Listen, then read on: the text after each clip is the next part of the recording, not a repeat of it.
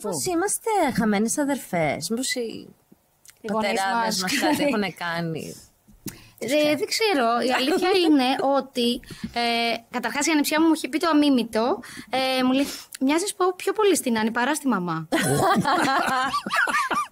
Και όταν πήγαμε για την οντισιόν, που εκεί συναντηθήκαμε επίσημα πρώτη φορά. Και σταμάτησε ο χρόνος, ακούστηκαν αγγελάκια.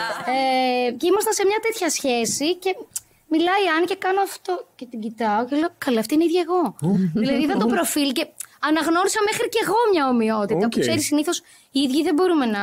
Επίσης, ξέρω κιόλας ότι στην αρχή δεν πολύ θέλανε να. Πριν κάνουμε το casting και δούμε ότι έχουμε χημεία, ήμασταν τύπου καλά, αυτές είναι ίδιες. Γιατί δεν τις πάρουμε για διαφορετικό ρόλο, ας πούμε. Εντάξει. Αλλά με το που συναντηθήκαμε και κάναμε το casting. Ναι.